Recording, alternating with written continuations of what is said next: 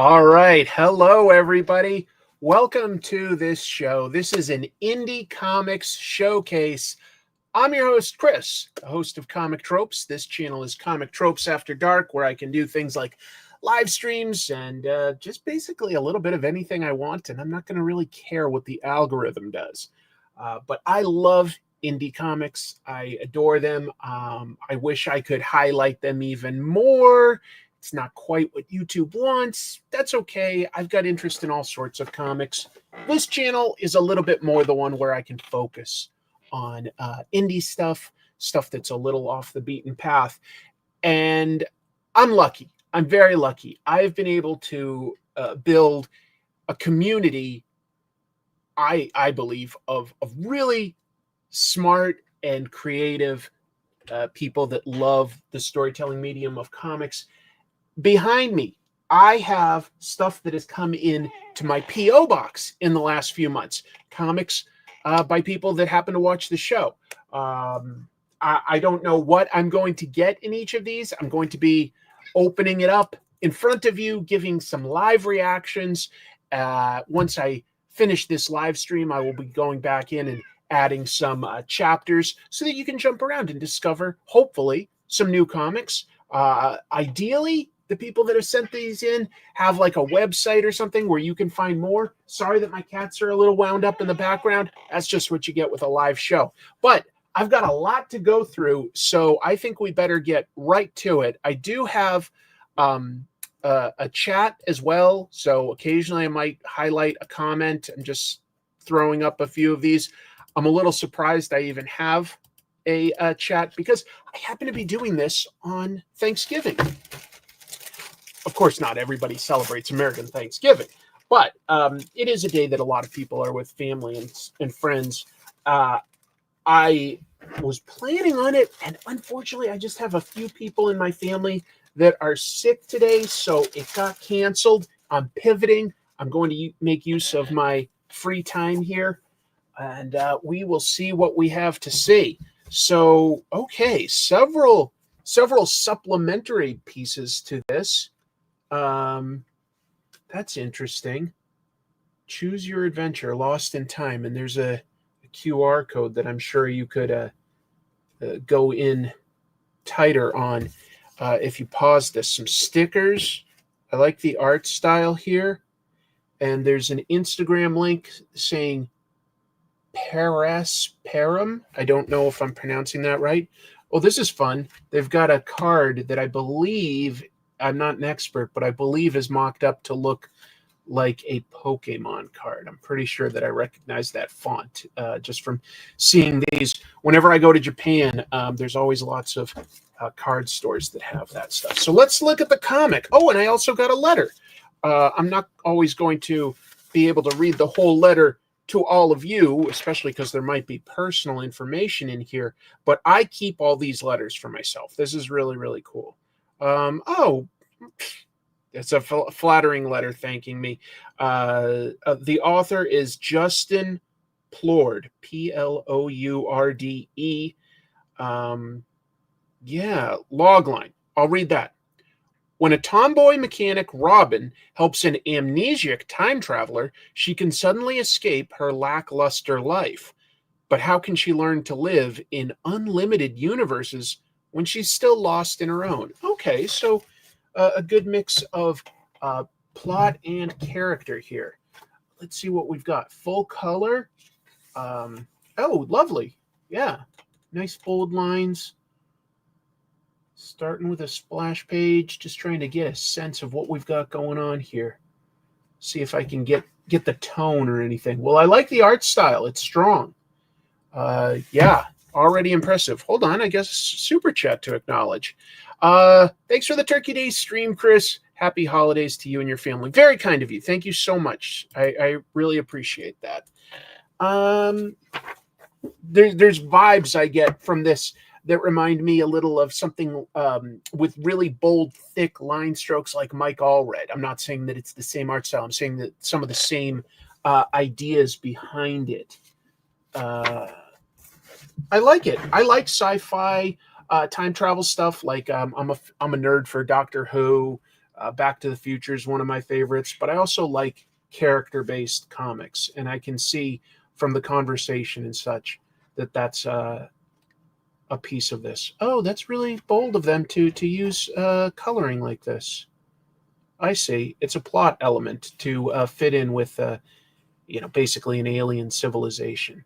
That's clever. Well, again, this person's really good at branding. I think it's really important to have stuff like this on your comic, a website where you can learn more or order it or share it. So Perisperum.com, as well as Perisperum for Instagram. Sorry if I'm mispronouncing it. I do admire to buy an ISBN to get a UPC code is an investment in yourself, and really solid printing as well. Wonder if it says who printed this. I'm curious these days because printing costs have gone up, and I'm always curious who people are using. It doesn't really say. That's okay. There's a quote on this at the beginning, and this blind bastard just wants an RC Cola. Norm Macdonald. Huge fan of Norm Macdonald. I love it. Oh, thank you, Steve, for the super chat. Rental Family. I do want to see that movie, yes, but I will try as much as possible to focus on these comics today rather than get sidetracked, only because I've got a lot to get through. Thank you so much, Justin, for sending this in. Art by Samuel Giannicola. Let's see. I'm going to put my letters here. Where will I put the comics? I need to think this through. All right, I know what I'm going to do. I will do this. I will start stacking the boxes behind the couch to pick up later, and I will stack my comics to my side just so that I can keep moving. But yeah, it is nice art. It really is. Sincerely. Thank you very much for that. Got a big one here. You know that though. Oh, this wasn't sent to me just for promotion. This was something I actually bought. This is Sean Crystal's Inkpulp book with a little preview comic by Matteo Scalera. Well, if you're not watching it, Inkpulp is a fantastic channel all about the craft. Sean Crystal, Jim Mafood, Matteo Scalera, Eric Canet, they're all regulars. They do interviews with professionals. They are professionals themselves. Let me zoom out slightly on this. I think, I want to be able to show you a little bit more. But I got this as a Kickstarter. Keep craft alive. What a wonderful phrase.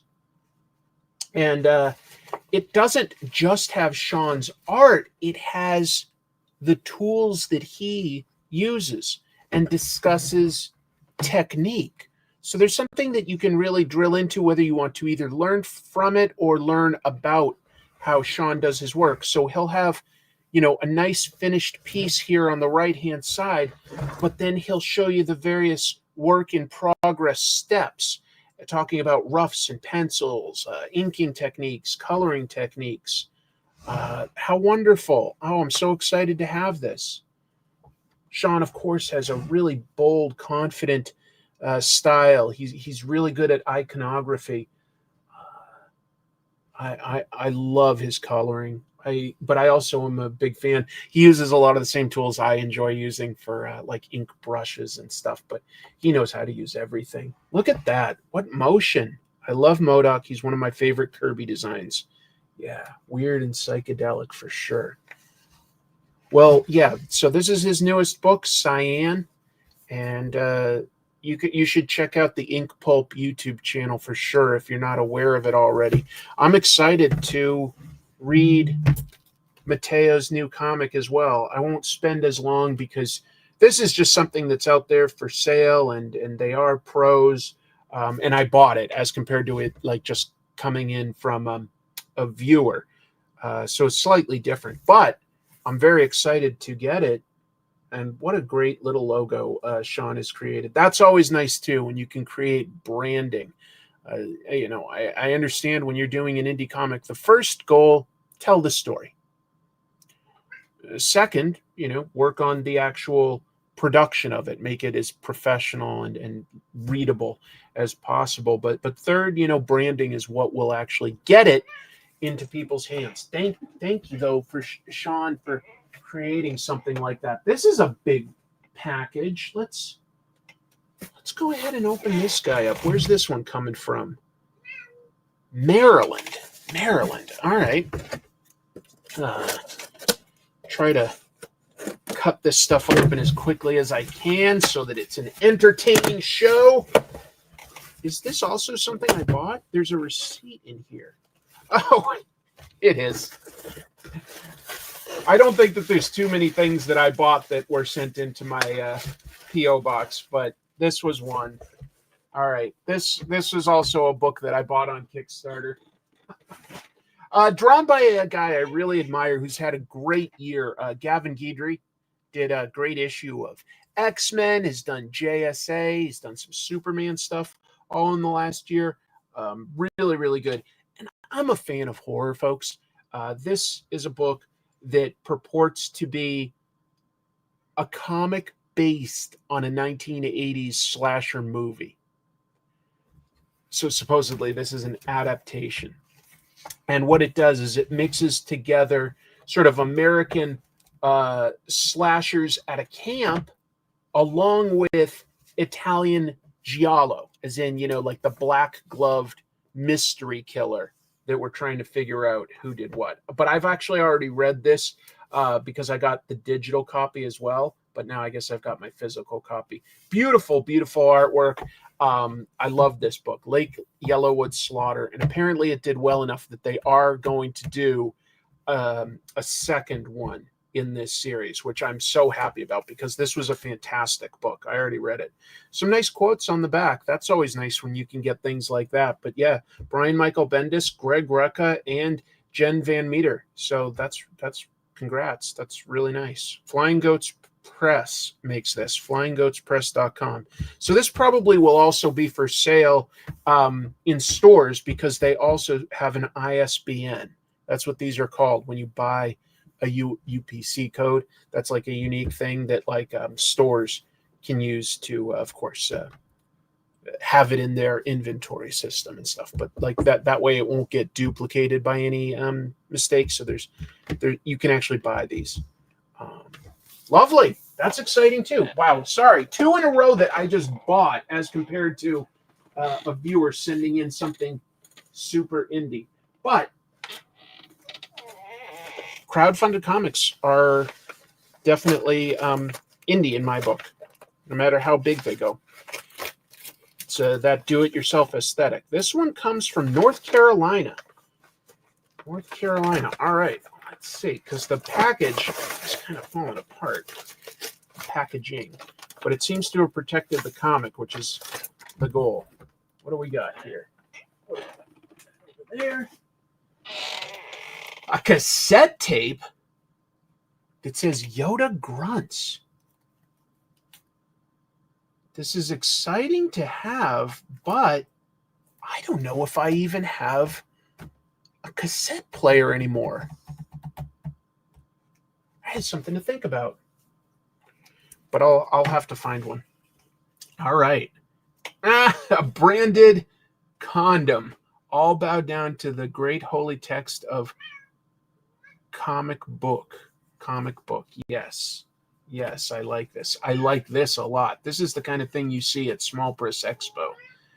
Comic Book is a comic collective started in 2021 by cartoonist Brian Judge with the goal of building a community where indie cartoonists can thrive and have opportunities to publish their work. All right, 2021. We make anthologies and other weird stuff. Got it. So this is from a couple people. Brian is at _and_only_comics. One and only comics with underscores. And good branding, like I said, QR codes so that I can learn more. Emily Dr. Hoots. Maze a Maze, a blitz book from the cult of comic book. What do we got here? I used to do stuff like this when I lived in Washington, D.C. about, at this point, like 14 years ago. I lived in D.C. for 10 years. And yeah, I had a monthly meetup with other cartoonists and comic book enthusiasts, and we would self-publish stuff like this as well. So I love seeing more of it. Oh, cool. A super chat. Didn't expect that, so let me acknowledge it. Rob Gibson says, sitting here with family, being able to relax as my children are playing with their uncles. Your show is adding more fun to my holiday. Thank you. Hope your family recovers soon. They will. They will. Thank you for making a nice day even better. That's so kind of you. Thank you very much for your generosity. Yeah, I hope it does add to people's enjoyment of the day. I hope you're having a relaxing day no matter what. This is, oh, cool. I love a variety of art styles. It's definitely tricky. Anthologies, you're always going to like a couple pieces more than others. But I like variety.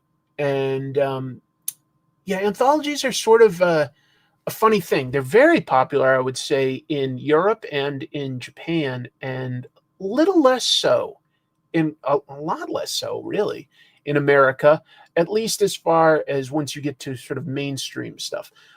There are anthologies, but it's not the default format, right? Whereas if I went to Japan, what's the default format for getting comics? Weekly magazines full of dozens, if not hundreds, of comics, and that's an anthology. I would say that Europe, you still have things like 2000 AD. What is that? That's an anthology, and it's really popular. I admire it. I like variety. It's like when I used to listen to the radio to discover new music. I'd hear a bunch of hits that I like, and in between, well, I say radio because I'm old. It's the same if you're listening to streaming, right? You tell it, like, I want to listen to music like this. And you hear a bunch of stuff that you like, that you already know, and it mixes in similar things, and that's how you discover new stuff. And I do like that about anthologies and comics. So this looks like a lot of fun. I'm seeing some action. I'm seeing some satire. I'm seeing some really out there indie stuff. Come on, kitties, calm down. I'm going to text my wife upstairs and see if she's able to feed them. They're just running. They've got the zoomies. Kitties, give me 2 seconds. They're kind of squabbling. Hey. Does that make sense to run this way, sillies? Does that make sense? Okay. They have run upstairs. I can continue with my show. The fun of doing it live. What else? All Genie comics. That's funny. All right, what do we got? Oh, and that's Brian, the guy that said he did that. Oh, I like this. Good. Credits. And credits with their social media links. Good for them. That's smart. Mustard Gin is back and he's pissed. That's cool. Ooh, scary. I'm getting good vibes off this stuff. Okay, good. Ooh, sexy. Comic book. This is a really nice sticker. This thing is thick. Well done, folks. Sort of a fight. They're very loud. They don't fight violently, but they do get loud. They also meow loud. That's just, they're Bengals and they're very loud. I think they just want food. All right, let's quickly see this last big comic that they sent in. And this one says, Comic Books Big TV Takeover. Join the revolution. That's some really nice color theory, in my opinion. Because it's a good mix of reds and greens, which are opposite on the color spectrum. So, yeah, that does stand out. That's really nice. And now they've got the credits by channels. What a clever presentation for credits. Wouldn't you agree? Having it look like the menu for sorting through TV stations. That's a good idea. That's really clever. Got a parody of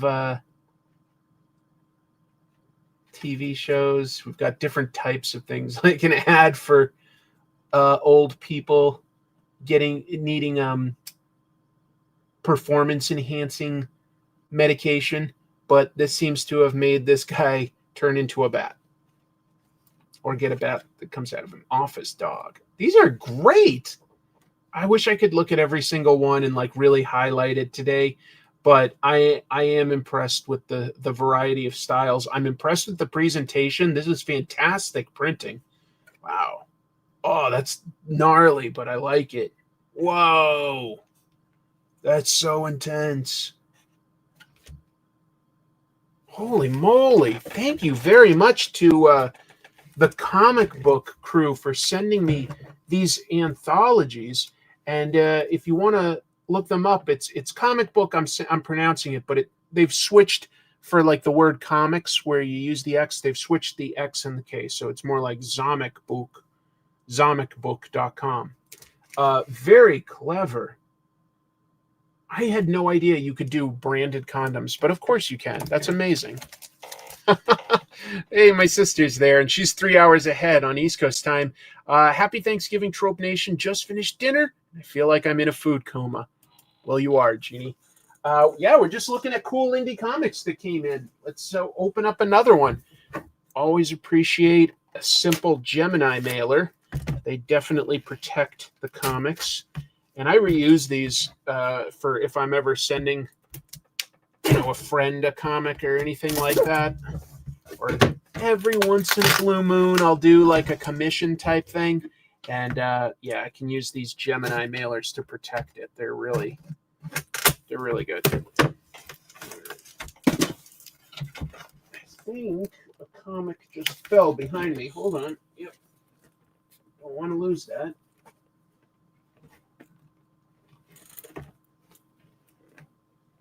All right. This is a lot of stuff to sort through, but that's fun. It's a mini Christmas for me. All right, what do we have here? We have Mind Flora. Oh, Tijerina has sent me stuff before and has appeared in the chat room, so I recognize your name right away. Sorry, I'm getting a little dyslexic. J. Darris Mitchell. But I don't know this book, so you get rid of the packaging and take a look at what we've got. I've got a letter here. I wanted to share my latest project, Mind Flora, sci-fi fantasy anthology, written by J. Darris Mitchell with art by me.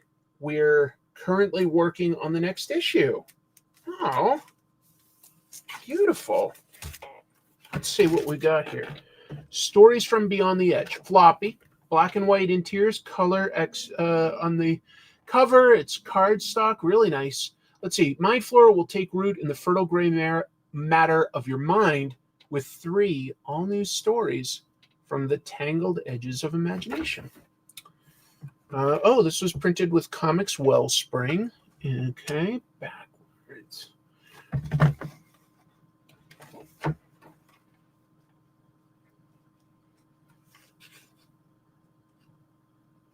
Just taking it in.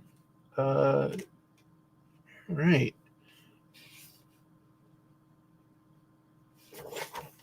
Great resolution. Really confident pacing in this, folks, is what I'm picking up on. No need to like clutter it with tons of word balloons or too many panels. Like, we're definitely giving everything space to breathe. And not like, say, doing crazy panels where everything's breaking the border to vie for your attention. So I admire that. Yeah, we've got a slave revolt type of story, but with animal men. Oh, cool. Splash page. Good for you. That is dope. it's always interesting seeing how an artist would approach a challenge like that, like, you know, like a big revolt. Everybody's going to approach it differently, but I do like the low angle looking up. Finally gives these guys a sense of power over their oppressors. This is a lot of negative space, but that's okay. It does call attention to this, and there's a nice mix of grayscales and texturing to help emphasize what's in the foreground versus the middle, and then finally the background. Not bad. Not bad at all. Kev, thank you so much for sending me your latest. I'm excited to check that out. That's a dynamic cover. That really starts getting my what's it called when you've got that like sensation to lots of holes and stuff. It's something like tryptophobia. We've just got all these sort of like mossy vegetation pods all over the place, and it's just definitely freaking me out slightly. Well, that is exciting. Here's one that's traditional comic sized. Where's this one coming from? Aurora, Illinois, we've got here. Aurora, Illinois. Thank you to all the folks wishing me a happy Thanksgiving, and to you and your family as well. I appreciate you showing up. And I really hope that for all of these artists and writers, colorists, and letterers, printers, that if there's anything that you can use from this to promote yourself, please go for it. You know, just you can clip it, you can share it, whatever you want to do that helps. That is the point of this, is to just give some extra visibility to some of these things. 47 Ways to Kill. Ooh, there we go. Folks, you know that I like this. When there is an easy way to find more, is that I think that's pretty well focused. Oh, this is from Winston Gambro. Winston has sent me a book before that I really admire. Oh, look at that. That's hilarious. It's an original sketch. Time for Snake Eyes' famous catchphrase. Snake Eyes in the G.I. Joe comics famously, I was going to say is mute, but if we're currently reading the comics, Snake Eyes, after what, like 40 years or something, he is now able to talk. He went through medical stuff. Winston is a writer and an artist, and also works in I'll say graphic design for, I don't know what his job title is, but he did the design work, for instance, on a book that I really enjoyed recently. I'm just bad at it. It was Tyler Crook's crime book. What was that one called again? Oh, think, Chris, think. Escape from Alcatraz. Really good book. Oh, this is brilliant. I have always wondered if someone would do this. This is essentially choose your own adventure, panel by panel. It says choose an approach, right? And if I disguise myself as a guard or a chef, it tells me which panel to go to. If I want to go loud with explosives or something, I'm going to say I'm going to use a gun. So I'm going to go to panel 33. Okay. In the top left, we've got panels. All right. There's no doubt your target is dead. Everyone in the compound heard it too. Go to 31. All right. The guards notice you immediately. What did you think would happen? Go to 20. The guards surround you and you are killed in a hail of gunfire. Agent down, mission failed. I chose the wrong path there. That is so cool. I've thought of doing this page by page, but this makes a lot more sense in a way to do it panel by panel. It's just tricky because you're seeing like 8 panels at a time, so it might sort of spoil your choices if you look at them too closely. because I could like flip through this and just say like, oh, mission complete. Oh, but it won't let me backtrack actually. So it's not too easy to just choose the best path. You can. I like that. I like that a lot. I read Winston's other book. He sent in this one, Lights in the Sky, and it definitely had vibes of just a good X-Files Alien episode. It really had those vibes without being a ripoff. It was just, it had the same tone. It was really well done. I like the art style and the writing style, but I've always honestly thought about doing a choose your own adventure book, and that's essentially what this is. That's really clever. I like this. I can't wait to explore that, see if I can find a good pathway. Again, it's at Winston Gambro if you look on social media. Is there a website aside from that? All of Winston's comics here for only $1. Online shop, including all of his books. I don't know if those QR codes are sharp enough to see, but if you look up Winston Gambro, you're going to find his stuff. And if my camera isn't sharp enough to pick up the QR code, I apologize. That's very clever. Sorry to awkwardly duck in and out of frame here and there as I go through all this stuff. I'll do this chonky box. Where's this guy coming from? Can I tell? No, the label's kind of damaged, so I can't tell where this came from. Why is it ticking? Is that good? What's that smell? Oh. All right. Get open. There we go. There we go. What in the world could this be? It's big.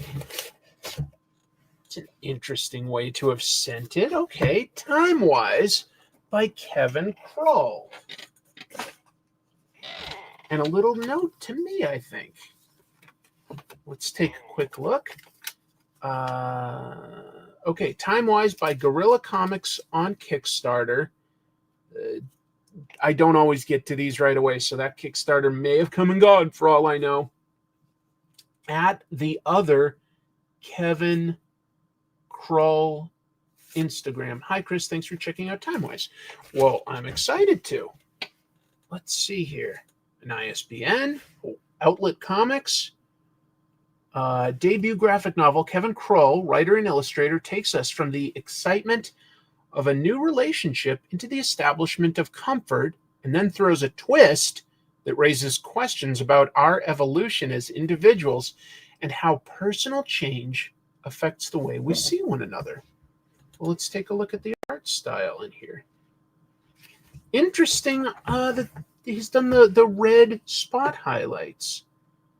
Cartoony style, and I mean that in a positive way. I consider it a compliment to say cartoonists. This is a very engaging style. Very, very expressive characters. I like that. Reads clearly. Looks like these people are meeting at a party with maybe like a Halloween party. I'm going pretty quick. All right, and now we're establishing the relationship, and I built a time machine in my basement. My God, what a great basement. This guy's doing well for himself. Oh, man. Part 2, past tense. Clever. This is humongous. Wow. Kevin must have worked on this for quite a while. Now we get blue spot highlights and then green. Wow. All right, so that he spent a little bit, I bet, on printing to get it to that. Is there a website, though? Just checking. Made in the USA. It says Outlet Comics, Kevin Krull. I was just looking for either a social media or a website. That's the one thing I'll always say you should have, like, easily on the front or back so that people can look up more as compared to having to just Google your name and see what kind of results they get. Yeah, no website. I guess this was done on Kickstarter according to these little notes. At the other Kevin, and I think that says Krull, but I'm not great at reading everybody's handwriting. Well, it's cool. It's cool looking. That's a good cover, by the way. Good cover design, I mean. I like that. Thank you, Kevin. I appreciate you sharing that with me. Timewise, Kevin Krull. This thing is humongous. That's always amazing to me when people can put together such a massive story. That is so much effort and time well spent. I am amazed. I love it. I love it. Thank you. Thank you. Thank you. Thank you. We'll keep going because there is a lot to get through. This one comes from Henderson, Nevada, so just outside of Vegas, I believe. Henderson, I believe that's basically part of Vegas, metro area anyway. I haven't been there a lot, so I could be wrong, but I'm pretty sure Henderson is the Vegas area.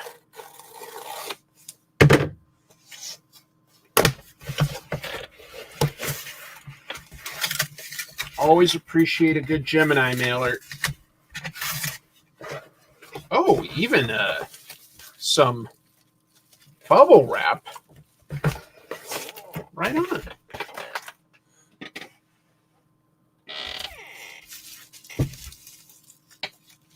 How do I open this one? Oh, there it is. Oh, I think that this is actually designed as like a bubble wrap mailer. Yeah. Huh. I've never really seen that before. Let's get this guy open, though. I'll have fun popping that later, so thank you for the bonus. Oh, I think that I've seen some books by these folks before. Venus Rises. Give me a sec to... Yeah, there's a bunch of supplementary, like, sort of bookmarks and business cards. I'm curious, I've never been a humongous fan of all those little extras. I wonder if they help Kickstarters, though. Maybe other people really love... I like stickers, I will say. I do like stickers. I like bonus back matter content, stuff like that. I'm just not a massive fan of, like... I never use bookmarks, I just never use them. All right, Venus Rises. Yeah, I recognize the name J.G. Birdsall. Let's see, there's a little note here. Oh, very kind. This is Jason, the J.G. Birdsall, who sent this to me. Excited to send you the next issue of my indie comic book series. It serves as a direct continuation of Venus Rises Parallels. This issue primarily introduces two new characters, Josh and Arani, who will eventually intertwine with the Icarus crew you might recall from the earlier volume. I'm eager to expand the universe and deepen the story, and I hope you find these fresh perspectives compelling. I am very curious, very curious. Love the bold color on this. Nice pose, very good. Nice shapes. Big, obvious shapes. Circles and triangle shapes. Not necessarily always specifically that, like, literal, but something that, like, strongly indicates it. In this case, a woman in a fetal position, like hovering, indicates weightlessness, gravity, but I like the circle. It draws the eye is what I'm trying to get at. Nice. We've got both Patreon subscribers and Kickstarter backers, and it looks to be a space sci-fi story, if I remember the first issue. Very realistic style. Very who did the colors on this? I'm going to look at the colors because the colors are quite vibrant. Does it say right at the beginning? Oh, they do have a website, by the way, venusrises.tv. So good. Oh, okay. I guess the color is by the artist themselves because it just says artwork by Xavier Leroux.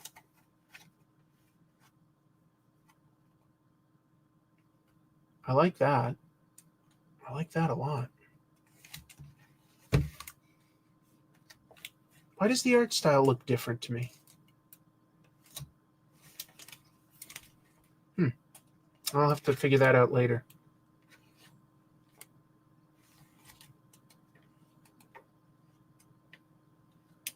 since I'm not immediately seeing, say, like crazy monsters and stuff, I would lean towards defining this closer to hard sci-fi. Looks like, you know, it's taking. Oh, I see what they've done here. Oh, that's clever. Look at that, folks. Okay, so I've got this for like half of it, but I've also got this for half of it. It's been a while since I've seen a flip book, they call them. It's been a little while since I've seen that.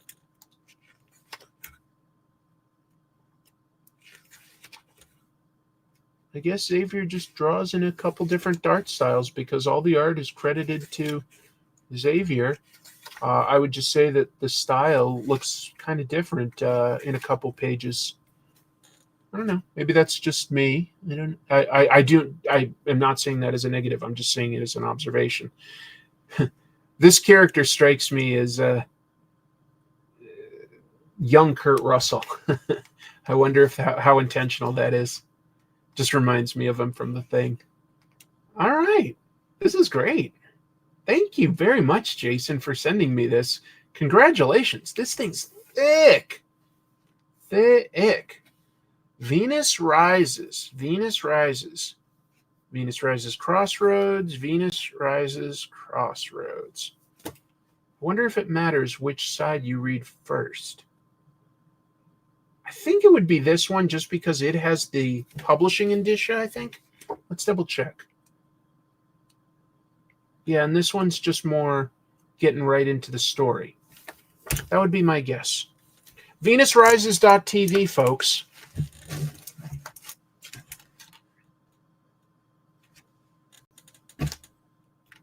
Again, great colors. Let me see the two covers. This one's a little more surreal with its background and stuff. I like this piece of it, and I like that there's like a roundness and, again, sort of a triangle here cutting into that. That's good. This one's better. This one's better. Just my opinion, of course. Who cares, right? Who cares what my opinion is, I mean? But that's my 2 cents. All right, moving forward, because I got to keep going. Canada. All right, we've got Ontario represented here. I believe that is the first international package that I am opening. Oh, excuse me. Nope. There was one from the UK, wasn't there? My bad.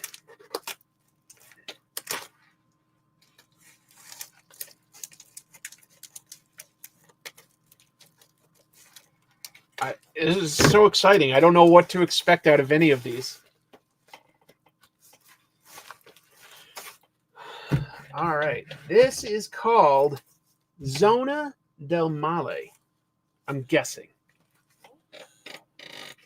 Could be Del Male. I think it's Zona del Male. A folk horror anthology. Ooh. You have my attention. Yep. It is. Oh, okay. Daniel G. Wilson has sent stuff in before and has, pulled from, I believe, his Caribbean roots to tell folk horror before. Yep. Daniel G. Wilson. Another cool book from him. This is pretty thick too. Another anthology. So we've got a couple different art styles in here. Jesus.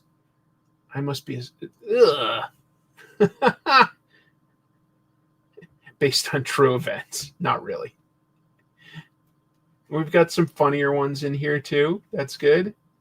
I like this style, actually. This really reminds me of mid to late 80s indie books. I just saw people draw in this sort of brutalist style, but it's very clear, and I appreciate it. Wow. Ooh. I like this style here. I like the hatching on this horse. I like the dots for the background as well. That's some nice texturing. Wow. I really like that. Very colorful. That is creepy. Is this about the Yellow King? Might be. Dude, that's awesome. For mature audiences only. Yeah, it sounds like it. Let me just see, though, if Daniel has included a website or anything like that. I don't think so, actually. and I didn't see a note in there. Well, here's what it's called, folks, and you can look that up. Zona del Male, a folk horror anthology. Main guy putting this together, Daniel G. Wilson. Appreciate this, Daniel. I like horror. I like the various styles. That's super fun. I appreciate you guys jumping in.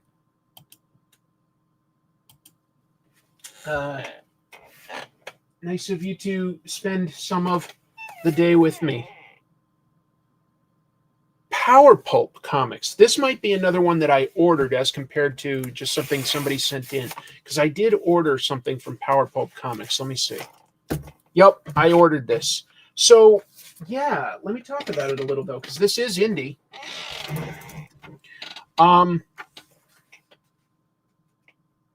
Jim Rugg clued me into this.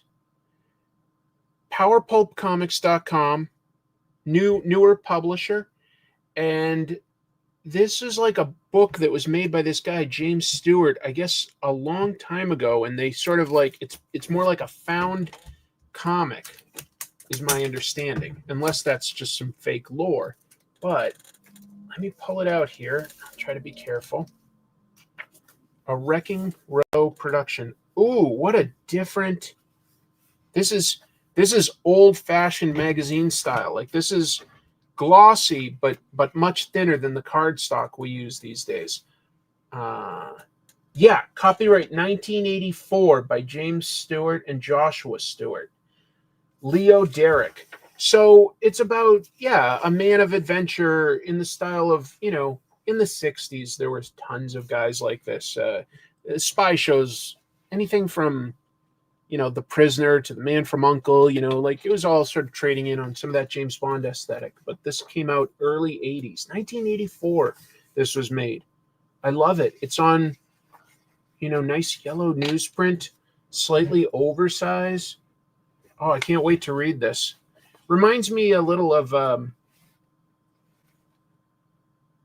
some of the European comics that I've read over the years that'll focus on soldiers of fortune and men of the world, adventurers and stuff. But yeah, it's got some vibes of not quite James Bond, but stuff that was inspired by Bond. Leo Derrick is In the Heart of Danger. Well, again, this is available through Power Pulp, PowerPulpComics.com. So newer indie distributor, and yeah, I'm excited to read this one. Thank you to Power Pulp for finding this 1980s book and releasing it to a wider audience. I'm very excited to check this out. James and Joshua Stewart. I'm assuming brothers, but I don't know too much about it yet. It just looked interesting to me. Jim Rugg was the one that said that it looked cool, and I trust his opinion a lot. So yeah, I took a chance on that. I'll be very curious to see what else they publish. Let's open one from upstate New York. I think Seneca is upstate New York. I'd have a little trouble finding it on a map, but I feel like Seneca isn't overly far from Ithaca. Maybe Syracuse? I'd have to look at a map. It's been a while. Seneca. Anyway, hold on. This one's definitely taped tight. It's going to take me a minute to open. That's what you call a bold brotherhood assumption. What did I say? What did I say? I don't even pay attention. As long as I've got the live stream there, and we are doing this on Thanksgiving Day, folks, tell me, what is your favorite meal, side dish? Not just the main meal. What is your favorite side dish for Thanksgiving or just holiday family get-togethers where people cook lots of dishes? What is your favorite side dish? Finger Lakes. Oh, so, okay. Thank you. Thank you. I need to refresh my New York mapology. something that's very important for all comic book analysts, reviewers, and lovers is to know New York State. Oh, yeah. I've gotten some of the books by these guys before. Fymbulwynter. This is based on some Norse mythology comic, which is always pretty cool. Hold on. This is tight. This is a thick book. All right, there we go. Fymbulwynter, issue 4. Hello, Jack. Kitty's talking. Thank you for purchasing this comic. Please consider sharing it with friends or supporting the work via Patreon. To continue the story, read online at Fymbulwynter.com, and you can see Fymbul is spelled with a Y. Fymbulwynter, also with a Y. It's on Tapas and Webtoon Canvas. Good for you. Yeah, Joshua Miller. I'm pretty sure Josh Miller has been in some of my live chats. Let's see. For sides, people are saying Waldorf salad, mac and cheese. That's always a popular one. Hello, Scotland. Only celebrated Thanksgiving once with a university flatmate, but we got Nando's. Potatoes au gratin. That sounds so nice. I would love something like that. Missing pumpkin pie this year. Bad. Trans and my family isn't supportive, so fiance and I chilled at home. Well, hey, that's fine. You know, Chrissy and I have spent several years where it's just the two of us, and you can still have a wonderful time. Also, never underestimate the value of found family. Friendsgiving, I've done at least once. I love that stuff. So maybe next year you get to do something like that. That would be fun. Yeah, I like this. It's a nice, clean art style. I appreciate that there's some grayscale to give it a little bit of definition. And I like that it's trading in on, some of that Nordic or Slavic mythology. Now, hey, I'll just say this because that makes me take pause. I appreciate that as a title. That is really well done. Look at that. Great texturing for the background. For some reason, there's a good sense of scale. I'd have to really consider what makes it. Maybe it's just that, like the house and the trees, very well defined, even though kind of like simple line work, it's very well defined. So it helps make this look like it has an epic scale to it. Fymbulwynter. I like that. That's really fun. Bold. Lots of big, bold panels here. Breaks the monotony of... Well, I shouldn't say monotony, because I do appreciate sometimes when stuff is very well structured, like, say a simple 9-panel grid or 4 panels or something. I do like that. It's all about controlling the pacing that you want somebody to read at. You want them to read at like sort of the speed that you want them to take it in. Yeah. Nando's is a British peri-peri chicken restaurant. Oh, I would try that. I would love to go back to England. I would love to travel in general.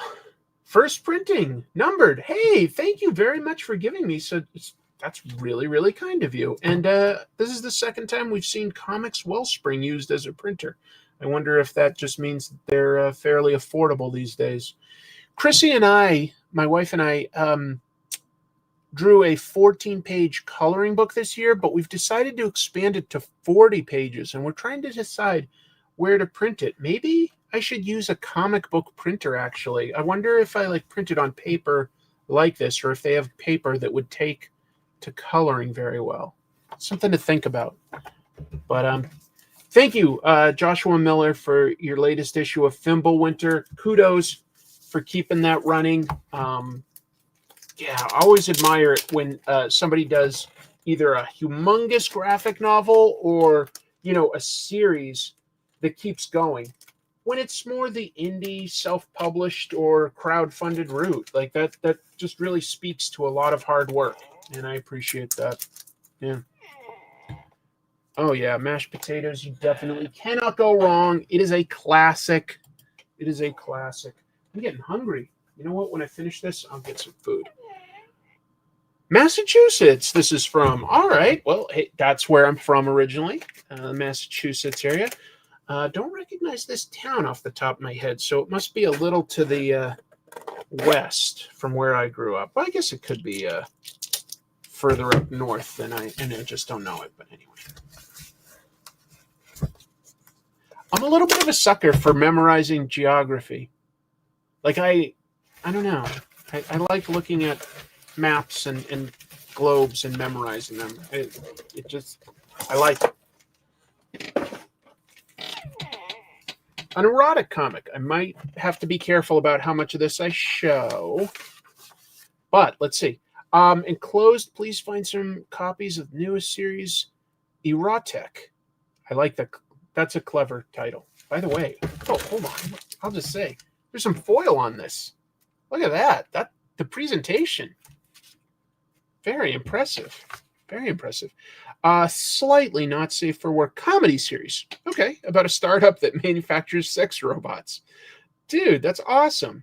And this is from a guy named Shawn at SHP Comics. SHPcomics.com. If you like this, let me be careful, but take a look at least one. Hey, it's signed. Thank you. That's very kind. A green bean casserole vote. Very nice. I like the title, EroTech. Sort of looking at it myself first before I show it. There's nothing too objectionable, but tonally maybe. Here, I'll just open up this. Yeah, this is more of a business office scene to give you at least a sense of some of the art style as they're talking about sex robots. It's professional. Great coloring. Great coloring. Wow. Yeah, that's some really nice color theory with some of these more pastel tones. It feels relaxing and chill, even if we've got sort of a, big animated reactions to some of these characters. That's a nice contrast there. Not bad. I'm skipping over a few of the pages that are a little more sexy. Here's a funny, fake ad that, doesn't actually show anything objectionable. Objectionable. Come on. That's a weird tone to have used. I think that erotic comics are a totally valid form of storytelling. I think Wally Wood really lent the form quite a bit of credence when he did some lengthy runs on books like Canon and Sally Forth, I want to say. Yeah. Anyway, yeah, the colors rock solid. So that was, to be clear, that was shpcomics.com, EroTech. Very clever. Very clever. I'll put the letter to the side for me. And I'll put the comics here. Thank you very much. I'm impressed, by the way, with the presentation. And whoever is doing the colors, I'm also really impressed by that. That just, maybe that's nerdy to get hung up on one technical aspect instead of going hey, this is sexy. Just made an impression, so I wanted to mention it. All right, here's, this one's heavy. This one's from Vancouver, Washington. That's not far from me. Let's take a look at what we got.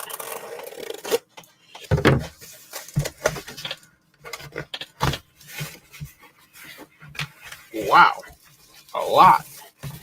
Chris, thanks for always being so supportive of indie comics. This is a collection of my series Interstellar Dust from CJ Hudson. I'll put the note to the side and keep that. Look, a hardcover. This is the first hardcover I've gotten today. Interstellar Dust, CJ Hudson. QR code to discover more. Also QR code. ISBN. Let's see. In the distant reaches of space, justice is swift and unforgiving. When a group of less hardened criminals is sentenced to an off-world prison camp, their fate seems sealed, but when their transport vessel suffers a catastrophic malfunction, chaos erupts and survival becomes their only goal. Oh, that's a dope idea. Give us some slightly never-do-wells that we're going to start rooting for. Exocomic books. Exocomics books. All one word for Instagram. Exocomics books. Written by C.J. Hudson. Chapters 1 through 8 illustrated by Igor Wolski. Chapters 9 through 11 by Moy Marco. Different colorists, logo design. Let's flip through and get a sense of like, oh, this is fantastic. Whoops. I didn't realize there would be some nudity. I think brief nudity is okay. It's not going to get me in trouble. Right on. There's something a tiny bit reminiscent of European Lean Claire art style with this, I would say. You know, fairly similar line variation. Nice amount of detail, bold colors. I like the idea a lot. Great presentation. Wow. This is a big book. This thing's humongous, really. Congratulations. Oh, that's an awesome. That's the cover, but like the full art for it. That's so good. That's so good. Am I framing that up right? Woo. There's so much going on there. And to like map out the perspective properly. Good job. Wow. CJ, thank you so much for sending this to me. Interstellar Dust. If I have any critique, it's just that it's a little hard to read that for me, but it's not bad. I'm just that's the only real critique I have. But I love that you've done so much right here. You've got great branding, you've got great colors, great art, good premise. This is awesome. I like that there's back matter content to tell me more about these characters. That's so cool. This is wonderful. It's thick, folks. It's thick. First hardcover of the day. Maybe only hardcover of the day. I don't know. How many more do we have? 1, 2, 3, 4, 5, 6, 7, 8, 9, 10, 11, 12, 13. At least 14 more. So I better keep going at a good pace. Let's see what we've got here. This is from Tennessee. I'm going to cover up the address real quick to just show you this great logo here. Misu,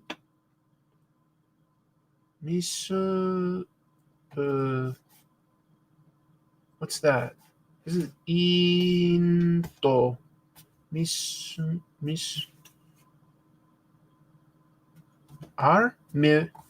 Mirage? I don't remember. I got to practice my Japanese more. Tell you what, it's bothering me. I'm going to real quick see if my phone has things. Hey, look at this. We've got from Japan, Mr. Jim Mafood. Just popped into a Koenji cafe for breakfast, and Chris is magically on my computer machine. Jim, I hope you're having such a wonderful time. Jim is in Japan, obviously. He's going to be there for a little while longer, up through, he's going to be tabling at Tokyo Comic-Con. Is that in a week or two or something like that? Peach is going to be there, Peach Momoko. I know. I hope you're having a great time. It's funny. There's so many people I know in Japan right now, but independently. Like I know Jim and my friend Dave from West Coast Avengers went together, and they're hanging out with Japan Book Hunter and Dave Crossland and stuff, and that's cool. But Stan Sakai happens to be in Japan right now, more down in the Kyoto area, promoting his Usagi Yojimbo comics and doing signings. One of the an artist and a really good friend of mine, originally from Boston, Kerry Randolph, is in Japan, just on a vacation with his partner. Not to go to the convention, but he's a great comic book artist. A lot of comic book creators there right now. Oh, hold on. So let's see what is this? Oh, I think that I've heard of what these guys have done. Yes. Hold on. I'll explain. It does sort of speak to, I start to understand how some people from Japan are saying they're getting annoyed by the over-tourism. I think Japan still needs it. But I do get it when I'm like, well, wait a minute. Like, I'm starting to get jealous that so many people I know are in Japan, which I love to go to. And then I go, oh, but that is a lot of people that are there independently. Like, they didn't go as a group or anything. They're not all there for the same reason.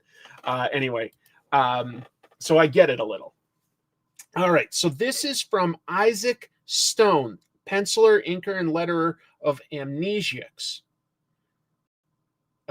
You caught me writing you another letter to send, along with more bootleg TMNT comics.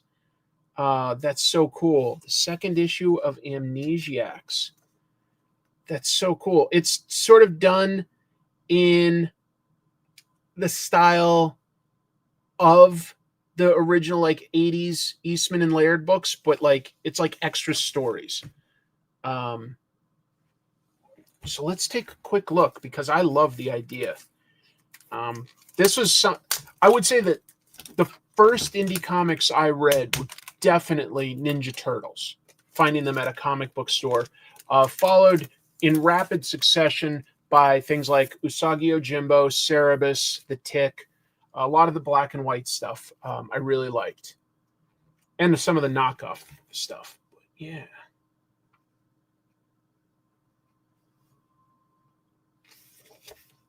Look at that. Look at the style. Like, that definitely feels like these guys could have been doing some of the fill-in issues for Mirage Studios at the time.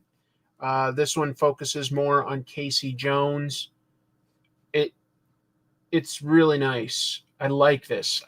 I'm aware of this. That is a really nice pinup of Casey Jones. Casey Jones is such a cool addition to the Ninja Turtles crew. Such a street level vigilante. No, that is completely true. Japan has a declining population, and what that is leading to is more people moving into the city that are young, because that's where the job opportunities are. There's not enough people always to support some of the more rural small towns, you know? So like, if you can't easily get your kids into a school because there's not enough people in that town, you're going to move to the city. So the cities are getting bigger and the rural areas are getting smaller. It's a real problem. And the government definitely needs to make some adjustments to incentivize having a family, and honestly, like, they've got a work culture where you're not always rewarded necessarily for being the most productive, but you're definitely rewarded for staying the longest, for giving, like, that time being at work, and that doesn't lead to a healthy family life. So they need to make some changes, but you know, it is what it is. This is Isaac, penciler, inker, and letter of Amnesiacs. Wow, what great timing. I love this stuff, man. I love it. Oh, that's so cool. We've got an homage to Frank Miller's Dark Knight Returns image, but with Casey Jones. That's great. Knockoff Ninja Turtles type toys. Looks like we've got Michelangelo as a Toxic Avenger, Leonardo as RoboCop, Donatello as Luke Skywalker, and Raphael as Super Mario. Let's take a look at the actual pages. Yeah, this style is really good. So many bold blacks. Little hatching. And they've got like more of the gray tones as compared to a lot of like the 80s Ninja Turtle comics truly used screen tones and Zipatone specifically, which is it's not an easy way to do things. It's very time consuming. It's very fun, in my opinion, to get so hands-on, but it is very time consuming. So I do understand why, with modern techniques, you'd either use grayscale, ink markers or Photoshop or Clip Studio, whatever it is. I forget what it's called. Procreate. This is great. I love it.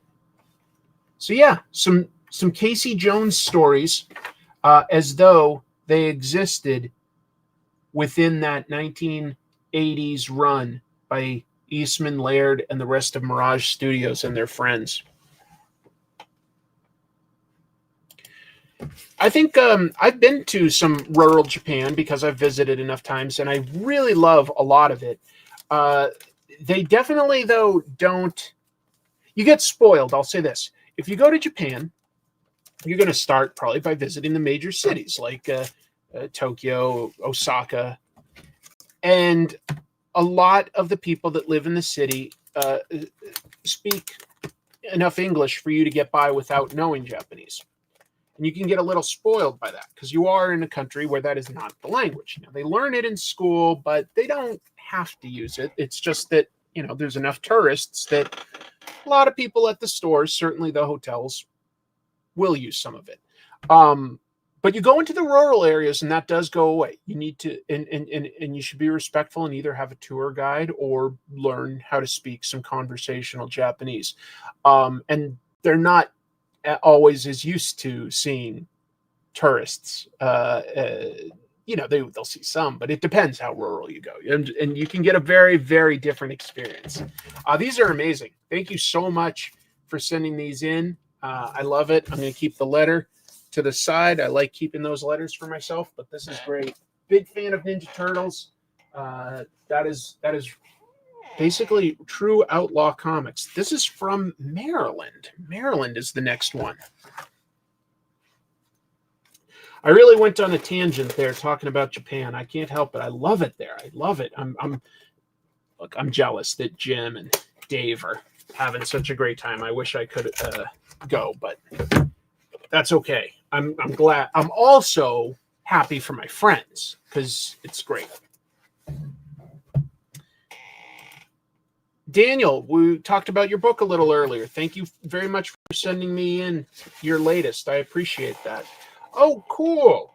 I am aware of this. Junction Jones and the Corduroy Conspiracy. Here it is, the completed book.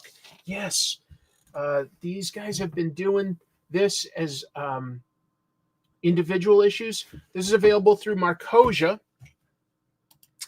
And I like Markosia. European publisher, but they publish stuff from people all over. All sorts of different types of books. There's a book that I did the lettering on that's available on Markosia, and the writer was a good friend who I actually last saw together. We met in Japan, and sadly, like within a month of meeting him, he's a super young guy. He just unexpectedly passed away. The book is called. Hold on, I'm bad at names. What did I letter again? Chris, it's your Lauxor. Lauxor, and that's on Markosia. But so is this. Junction Jones. Great art in this. I've seen some of the individual issues. Yeah. It's a murder mystery. It's got some sci-fi elements. You could argue a little bit of a steampunk aesthetic. But I think it sort of defies easy categorization as far as that goes. All I can say is it mixes together a bunch of different tones in a very satisfying way from the issues I've read. Yeah, I think that, just a glimpse at this, you can see that it's a really strong art style, like really nice composition, good pacing, a lot to recommend. Boy, what an accomplishment to get this big. I admire, by the way, when there's back matter stuff like this. Sometimes you look at this and you go, oh man, that doesn't feel like reading a comic. yes and no to me. Sometimes this can really be efficient with, you know, getting you up to speed if there's an important story element. I just did an episode on comic tropes about Watchmen, and I think that the back matter is extremely important to that. And if you did it as an actual comic pages, you're basically doubling each issue with just like, or you could do 3 or 4 text pages. So there are advantages to mixing it up sometimes. Pinup gallery. Oh, Kevin Delgado did one. That's nice. I know Kevin. That's fantastic. So yeah, sci-fi murder mystery, Junction Jones and the Corduroy Conspiracy. Bit of humor, just really great world building, dynamic characters, all sorts of unexpected stuff. Congratulations for being able to put together such a thick trade paperback. This isn't just a small one. This is really big. And again, that's available at Markosia.com, who I like. Oh, wow. This is awesome. Listen, look at who they've got as doing reviews back here. There's 2 that speak to me.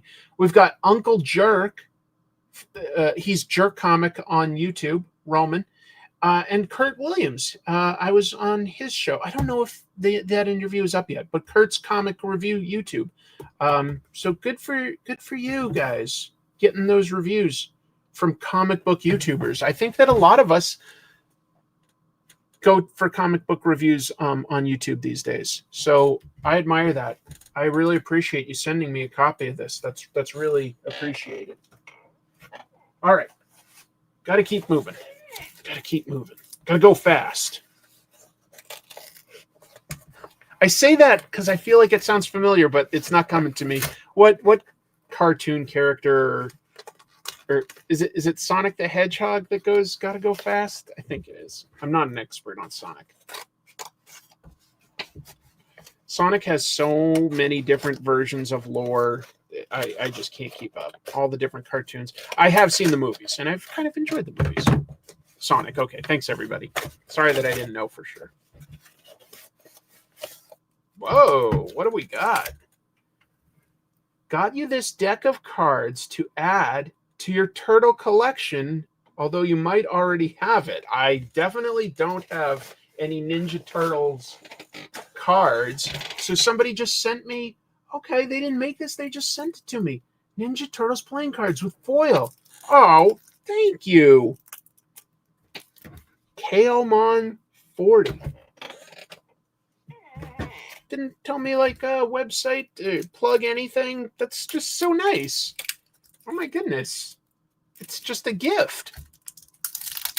I would never ask for just free stuff. I've got the PO box up so that if you wanted to send me your book, I can do something like this. I don't have enough time to do sort of a daily show where I can really break down everything that I get asked for. This is the best I can do, but this is still very generous to send in.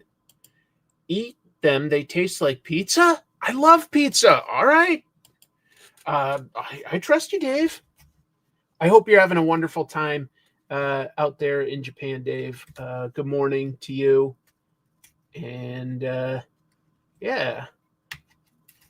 6 years ago, Chrissy and I were there at this time of year. We were there during Thanksgiving, and we had a great time. I love Japan in November and December.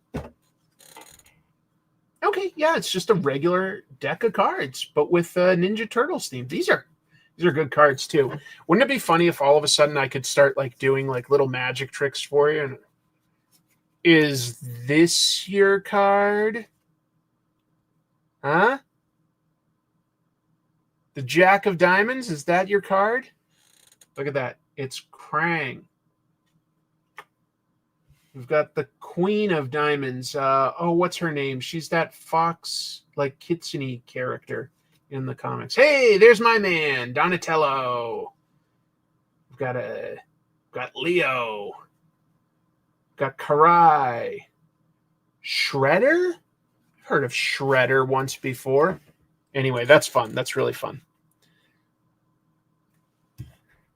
You're never coming back? Well, that's fine as long as you can put me up somewhere so that I can move there too. I can throw a mean card. They call me the apple slicer. Who was that? Ricky J, right? He was the guy that was both good at Magic, but also was like really good at throwing card, like you see Gambit do in the X-Men. He could throw these cards and like stick them in watermelons from, like 20, 30, 40 feet away. It was really cool. He was in a James Bond movie once, Tomorrow Never Dies.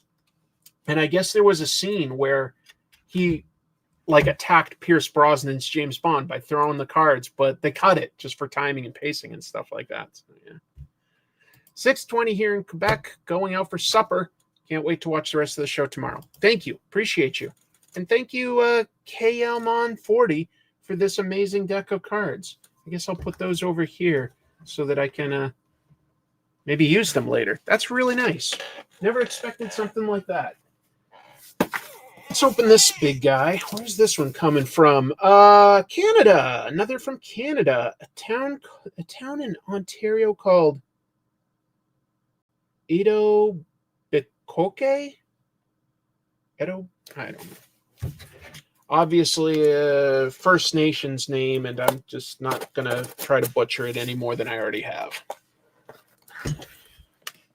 Get this guy open here. This is a big box. It's not the heaviest box. Like, that I feel like that hardcover book I opened earlier was heavier, but you never know. I'm also so muscular that sometimes, I just lift these heavy comic book boxes and, to me, it doesn't really feel like anything. It's really hard to, what's the difference between 1 pound and 200 pounds? It's like I can barely even tell. Oh, something more than comics in here. All right, let's see what we got. There's a letter to me. Flip this around. Tic Toc Tom. I think Tic Toc Tom has been sent in to me before, a different version of this. Yes, Chetan Patel. The latest comic book, Tic Toc Tom Man-Eater. Wait, that's this. That's this. It has stories and art by some wonderful creators that focus on a few characters with a storyline that ties into all 168 pages of the trade. Also included is Simply the Best. It's a collection of stories from the past 25 plus years. Quite a while to have been doing this. Chetan Patel. Yeah. Nice black and white. Oh, color too. All sorts of surreal sci-fi stuff with this main character, this guy with the goggles. I'll take a look. Oh, hey, that's why it was kind of so big but not so heavy. I got a shirt. Dude, I will wear a shirt. What is it the right size? Will it fit me? Yes, this will definitely fit. Look at that. Look at that. Thank you very much to Mr. Patel and the Tic Toc Tom artists and writers.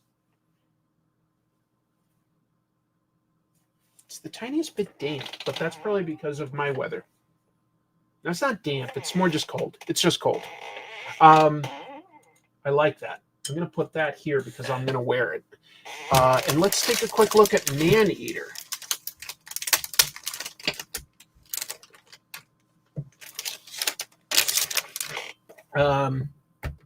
ISBN, QR code, mature readers, violence and nudity. Fair enough. 168 pages.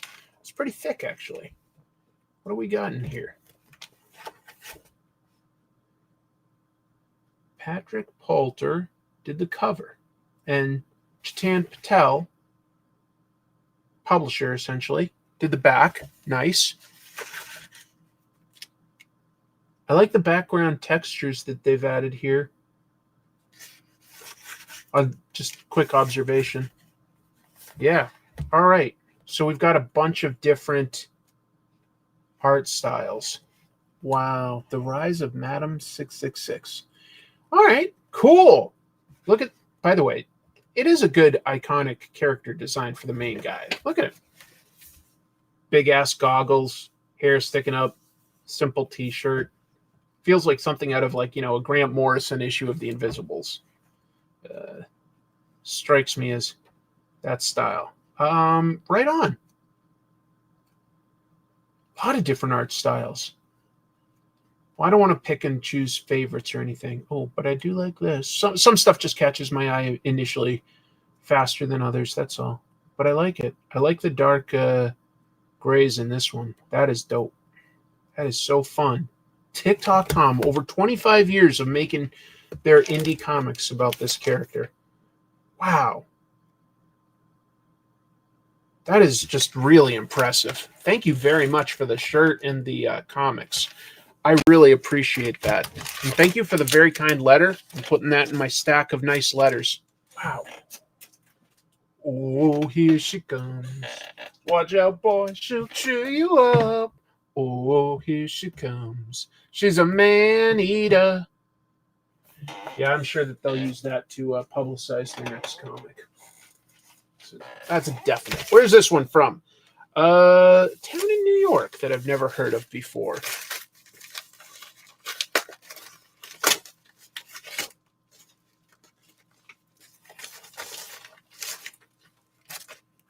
All right, what do we got? Little Leo and his monster friends. This is from Sergio Zuniga.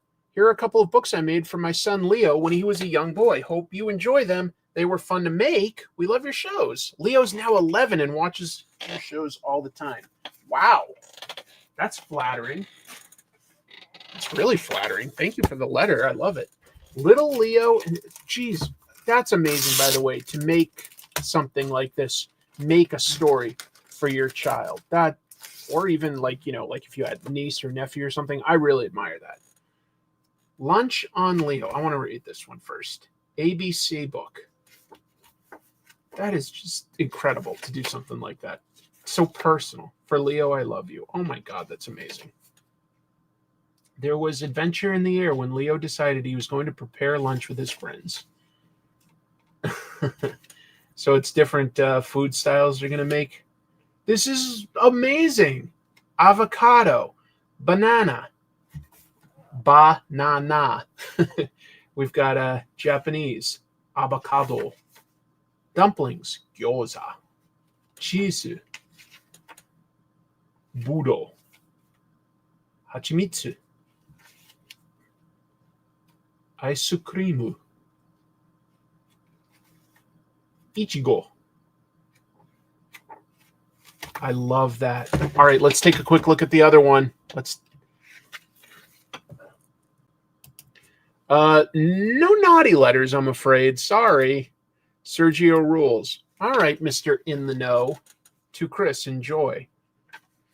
All art drawn from when Leo was between 5 to 9 months old. Oh my goodness.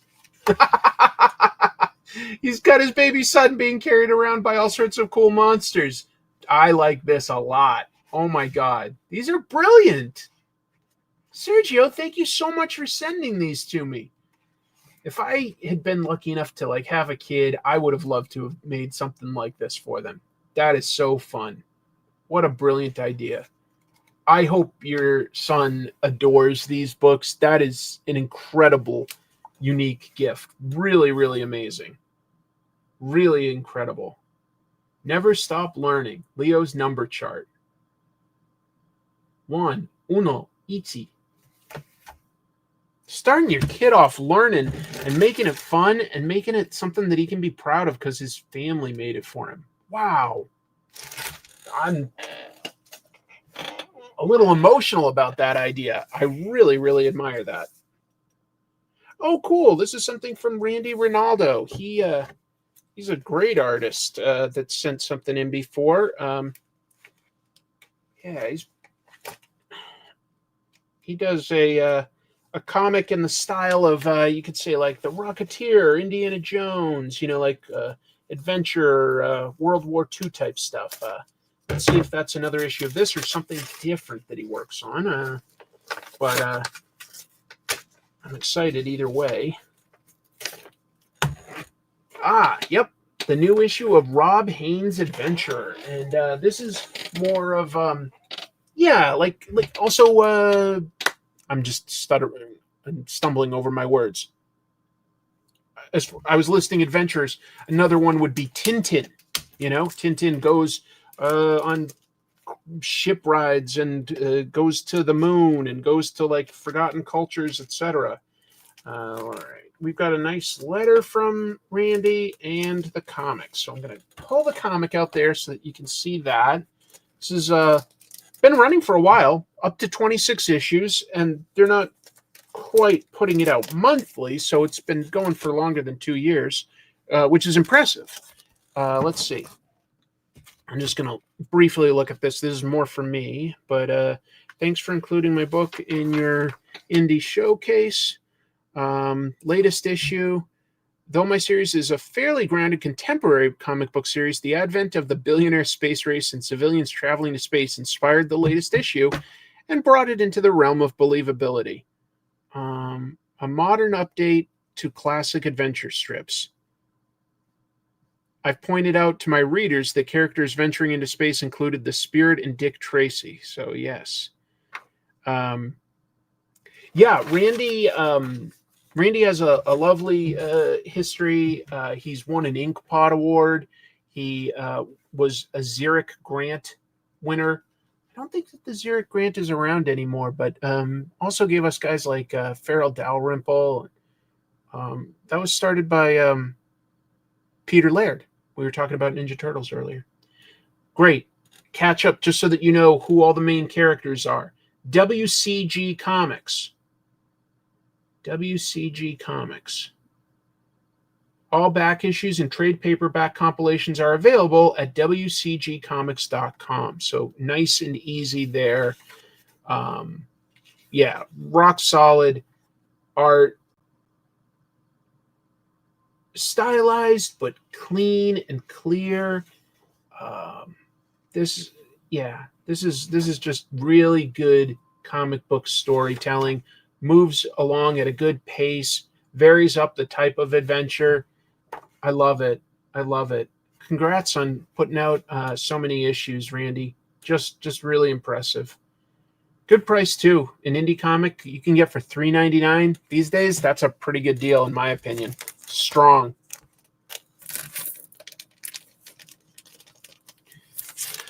All right. Dave is taking off for coffee and morning fun in Tokyo. I'm gonna go bother Jim. Have a great time, man. I'm really happy for you. All right. What else? We're down to like one step. Let's see. 1, 2, 3, 4, 5, 6, 7, 8, 9. I believe 9. This one is coming from San Francisco. Good old San Fran, where the Eric Larsons exist. There's actually only one, and he's pretty awesome. All right, we're gonna go. What has come through? Oh, rad! An issue of Death of Power. Yo, this is not really work safe. Not safe for work, but that's not where we are. All right, so Kurt Burdick. Look at that. Double check if this is kosher to be on Pros and Cons mailbag. I think this one might be, but I'm so desensitized. I can't really judge these things anymore. Curtis started a YouTube channel. I didn't know that. Misery Zone, where I look at comics I like. It's harder and more time consuming than I expected, and I think I feel pretty uncomfortable doing it. It's weird. Oh my God, you're so honest. That's good to go out of your comfort zone there. Yeah, Death of Power. Oh my God, this series is just, balls to the wall outlaw comics, action, violence, crazy ideas. That's awesome. Great artwork. Just great. Oh man. So cool. And it's riffing, by the way, on, some superhero comics mythology. Like this is like little references to like Dark Side and Themyscira. He's done like Death of Superman stuff. Look at this 2-page spread. What's that? That's that Battleship Yamamoto or Yamato? Is it Yamamoto? Oh, cool. Look at this. Jim likes it. Death of Power rules so hard. Kirk is a master. Support this dude's work. By the way, Jim, I don't know if you saw earlier. I know it's super early in Japan right now, but I got in Inkpulp Cyan. I was showing that off on here too. By the way, as long as he's here and we're talking,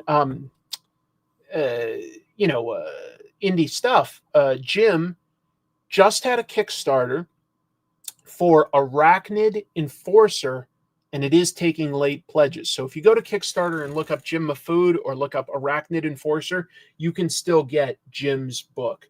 And I definitely recommend that very strongly. This is so badass. What a crazy take on like Wonder Woman and Darkseid and stuff. Oh my God. This goes so hard. I love it. I absolutely love it. I love the presentation. I love the art. I love the ideas behind it. That is so badass. Thank you very much, Kurt, for sending me this issue of Death of Power. I sincerely appreciate it. I'm blown away. I wish I could do something half as creative as this, but it really is fantastic. And yeah, that is really powerful. That is so cool. Wow. Thank you. I'm going to put this back in its bag. I want to protect it. And then we've got like about 8 more to go through. What time is it? Yeah, I'm doing pretty well on time. I know I'm going pretty fast with my reactions and stuff, but, ultimately you should know if you want something like this or not. Death of Power. Look that up, folks. You should check that book out for sure. All right, here's one from Virginia, Northern Virginia.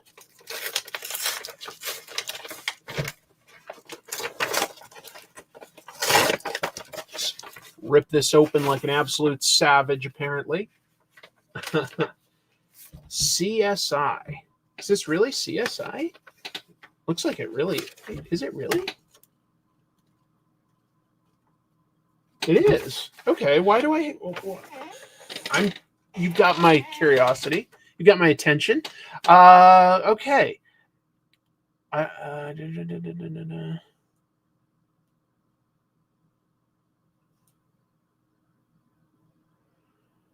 This is from Ryan 10, who sent stuff in before.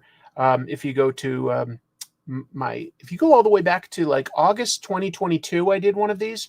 And I look at something by Ryan. He's still working, he says, on a biography about his step-grandfather, who was comics artist John Prentice. That's really interesting. I bought the CSI comic Dying in the Gutters a couple years ago for myself, and I've read it 2 or 3 times now.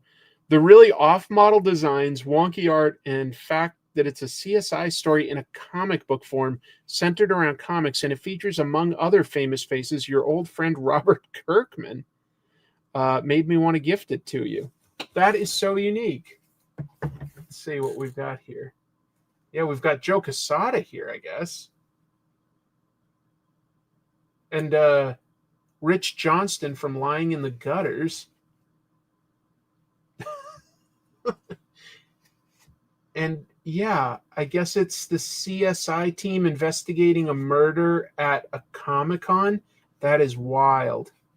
Oh, okay. So yeah, here's a bunch of comic book pros getting interviewed about it. Gail Simone, Tim Bradstreet, George Perez, Greg Rucka, J. Michael Straczynski, Peter David, Phil Jimenez, Eric Larson, Mark Silvestri. Doesn't really look like Eric or Mark. That is funny. Wow. Two of these people are no longer with us. What year did this come out? I want to find the page with Kirkman. Written by Stephen Grant, art by Stephen Mooney. They've done stuff before that's pretty good. Just looking for a year. 2007. Oh, yeah, that makes sense because I've never actually seen CSI. I'm aware of it because it was on forever. Maybe it's still on, or a spinoff is still on. I don't know. That is a funny idea. A murder at a Comic-Con to solve. It's a dynamic setting. Pictures of the cast, I guess. Okay. I guess if you bought this, you would have likely been a huge fan of the show, so you'd want like something like that. I was just seeing if I could find Kirkman by just flipping through it quickly. Oh, there he is. Robert Kirkman. Oh my God. And maybe if he was a stick figure. Oh, that's okay. That's fun. Ryan, thank you for the very amusing and unexpected gift. Who knows? Maybe this will end up being something I have to review on the show someday. I really don't know. CSI in the world of comics. I would never have guessed. There's no current CSI now. This is so random. But I drew a cover for that CSI book. Is it maybe in the back of the book? Oh, my God. See, this is what happens when Jim looks young, but he's been around. Jim, look at what's on the very back. That's you, right?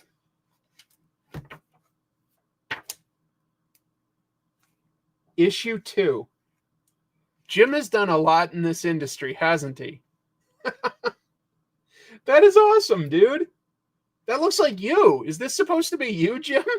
Like you're the artist that draws the outline of the bodies? Because I don't know the characters from the show at all. So I'm just going to assume that is you getting work drawing body outlines. And you know what? Hey, no judgment. If you can get the work, then you can get the work. That is so funny that you mentioned that and that you happen to be on right now. I could have missed that so easily. Look at that. Another reason to get the CSI Dying in the Gutters book. It has art by Mr. Jim Mafood. Where's this one from? Oregon. Not too far away. Not too far away. All right, come on. No, I got to get this. This is going to be a tricky one to get open, actually. Hold on. It taped down the part where you get to tear it, so it's a little harder to get into.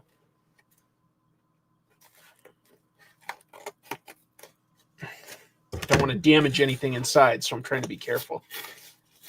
All right, there we go. There we go. All right, we got some sort of a comic. We got a letter. We've got a letter.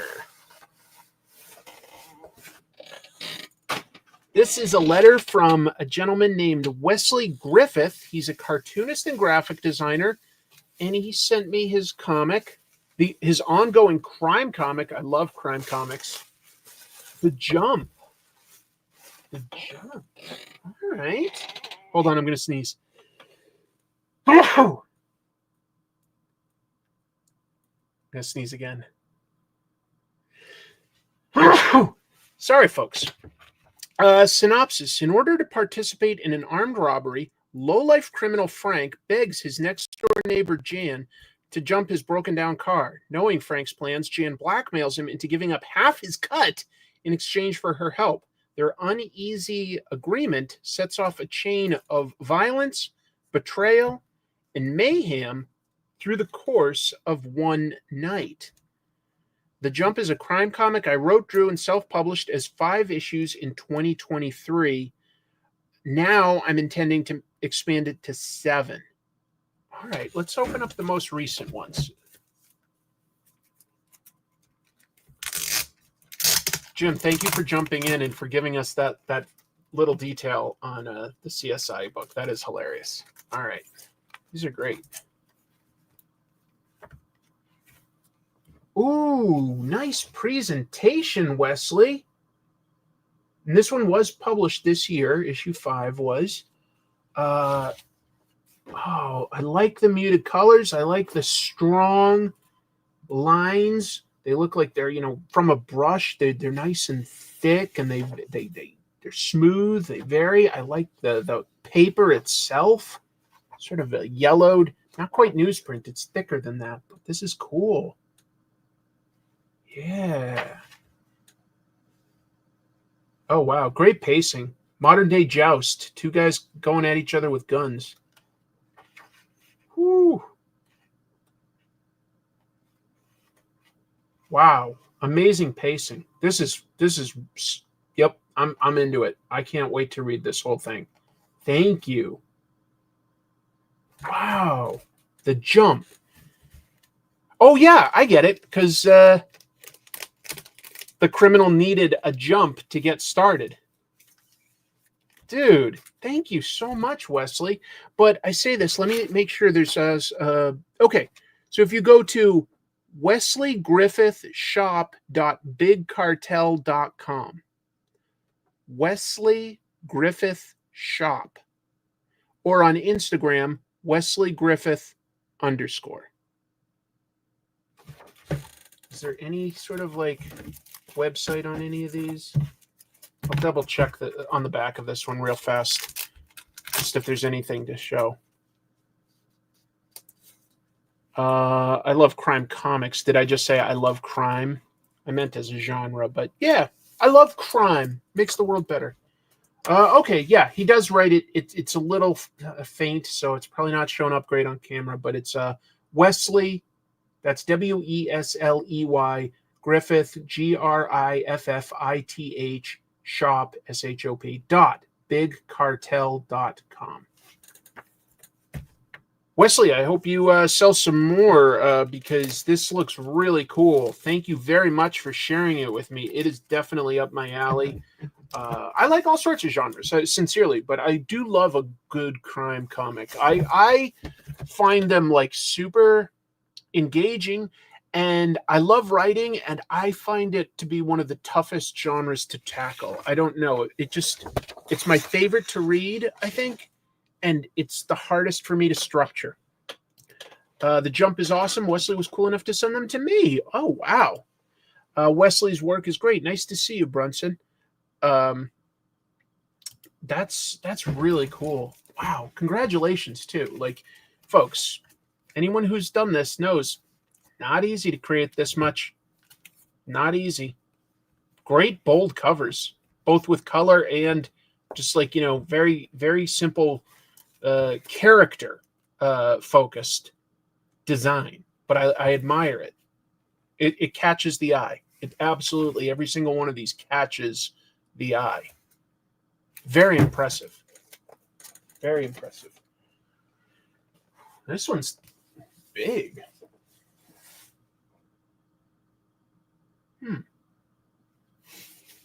This is from someone I know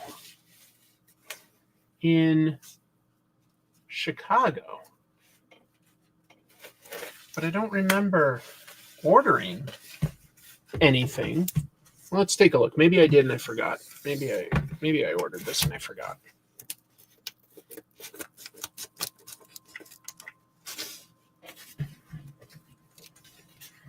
I hope I didn't forget, but I probably did. All right.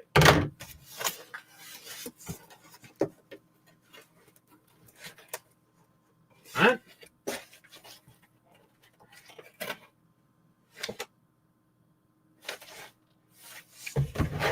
Folks, I think I accidentally grabbed a box that I'd already cut open before.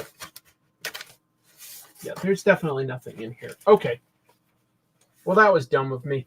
Daniel Warren Johnson had sent me an original piece of art at one point, and I guess I had stacked up the box with the rest. I better double check, but I believe I had I must have slid it out of one end or something instead because it hadn't been opened all the way. I ordered nothing. Just that I'm not an idiot.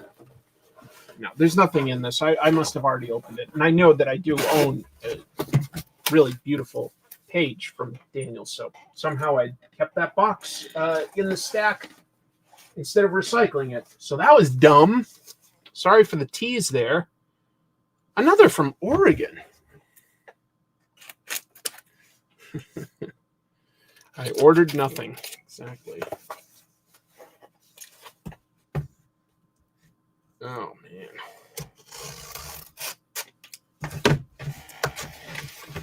Another Gemini mailer. Ooh, what is this? Crocodile by Nathan Danilowicz.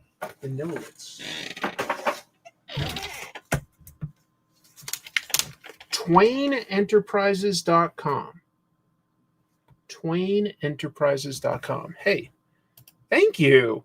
Seconds on some sugar-free Mountain Dew Baja Blast. How you doing? Thank you very much for the super chat. I do need some more caffeine today. So as soon as I finish this, which is not too much longer, I am going to get myself a little bit of a treat. A Diet Mountain Dew.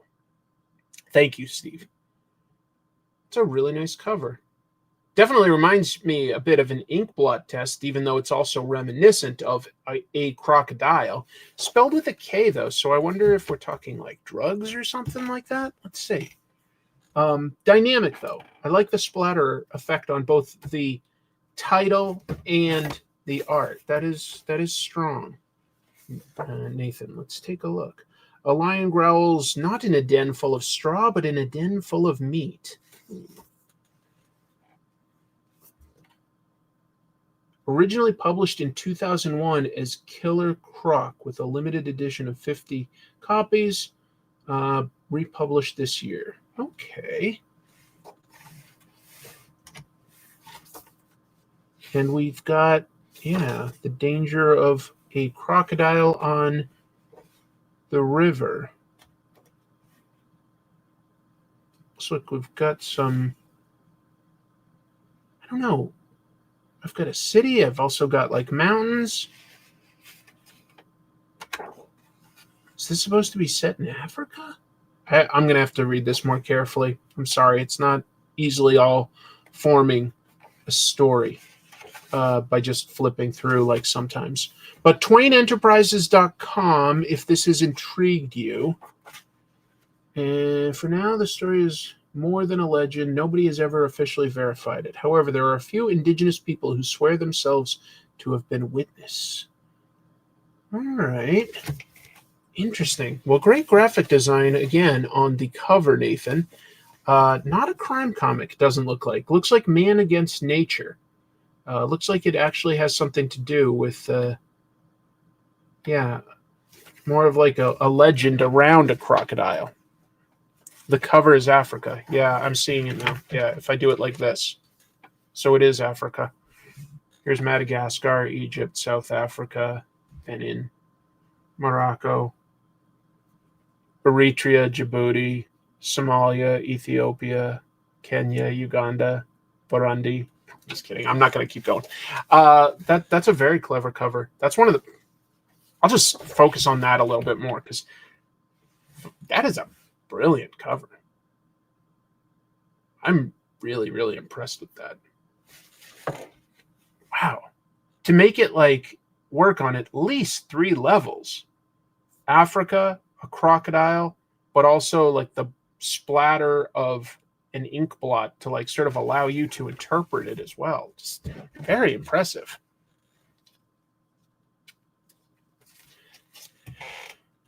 Not quite politics, but the geography. Variant covers by Simon Beasley and Stefano Cardicelli. Look at that. New comics coming soon. Dust Devil, Crocodile, Atacon Cosmic. Very impressive. I like that. Yeah, that blows me away. Like how intricate the cover is. Very impressive. Makes me curious to read the rest. Also, Man Against Nature type stories. Underrated. I feel like we're losing sight of them as an option. Let's see what we got. We got 1, 2, 3, 4. Yeah, 4 more. All right, let's do it. Let's get through this. Attention customer, received unsealed. Okay. Yeah, this is pretty rough. Oh, it looks like it might be another from one that we opened earlier. Yeah. We've got a logo of Xomik Buk. Let's see what they sent with this one.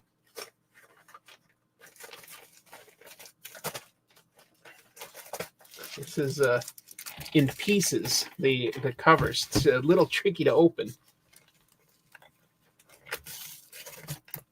But I don't want to damage the interiors. All right. Did they send me 2 of the same thing? No. We've got a little standee of a character. Got this woman that would like stand up there. We've got another 2 more stickers. Yeah, they did send me this one. So there's another copy of this anthology. But we got and they sent me another copy of this. I'm gonna have to share that with some of my friends then. For sure gonna have to share that. We got Times of Xomik, the funny pages you hate to love. That's funny. Series of ads. That's a nice little postcard, actually. That is good. Burgerland, a 24-hour zine by the Cult of Comic Book. Okay. That is interesting. Burgerland. Welcome to Burgerland. Chicken nuggets grow on trees, and the river is full of ketchup. Right. Ketchup. The pizza file. Oh my God, I love humor stuff, and I especially love it when it pokes fun at stuff that I understand. Hiring practices. Vegan, catchphrase, eat meat, go extinct. Why did you hire this applicant as McMeat's new mascot? These are great. Oh my God, I love that. Your order, enjoy. Oh, this is a great little group of artists. Is that a reference to Mega Man? It definitely looks like an original Nintendo cover. I didn't have the original Nintendo, though, so I don't really know. Oh, man. Thank you so much for sending this to me. I love this stuff. Over 60 pages of action. As Cogsville's one and only protector, Tic will have to fight off against nasty gearbugs, giant frogs, evil rivals, and all sorts of other trouble. Aw, I love it. And finally, we've got Xomik Man. I guess his credit card got declined. Oh, man. Is this just sort of like mundane adventures of a superhero? Perfect. Oh, hold on. That's great. Sobriety test. Good Lord. Oh, man. Thank you to the crew for sending me another. And hey, another condom. I'm married. I don't need this stuff, but that's okay. I'll take it. Gladly. I love it. That's so funny that I got 2 packages from one crew. I did not expect that. All right. Let's see what we got here. We've got one from Nevada City, California. Nevada City, California.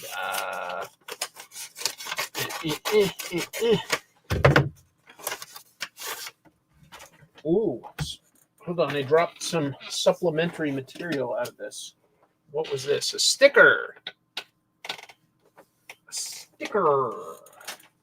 We've got Jared Witkowski, Instagram.com/Spurbal_elite. Fervumproducts.etsy.com. Enjoy the books. Well, I'm sure I will. An action comedy that may or may not be spoofing a very famous comic. It might be. Who knows? I mean, we certainly can't tell by glancing at this. A spurble tail.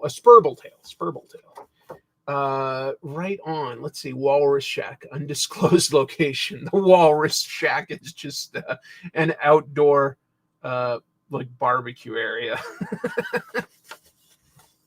That's funny. That's good. Benefit for Nick of Time's terminal cancer. That's ironic. Poor Nick of Time. Oh man, this legit looks pretty funny. Thank you. I like it. The Spurble Elite will return.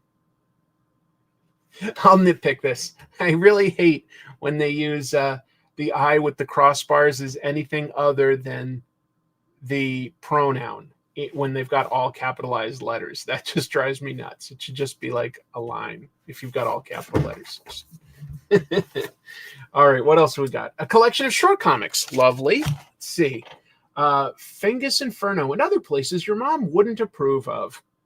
Jared, I feel like I like your sense of humor. This is speaking to me. Underwater Adventure.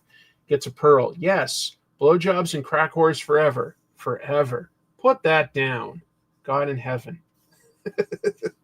I am the omniptivore. Oh my God, this stuff's crazy. I love how bonkers it is. Yep. Very, very cool. Yep. Totally my sense of humor. Thank you very much, Jared. This is awesome and very kind of you to include an original sketch here. I like that. fervumproducts.etsy.com, folks. Look at that.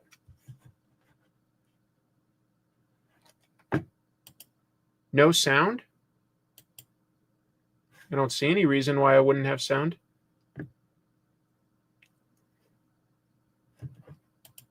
Thank you. Okay.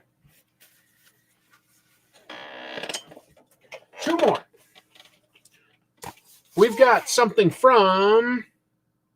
Oh, this is from my pal Randy. Hold on. This is... yeah, always excited to see one of these. My buddy Randy publishes some great independent books through Altruist Comics is the name of his publication. Get that out of the way.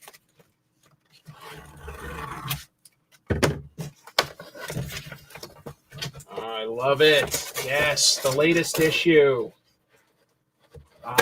Can't wait to show this. Hold on.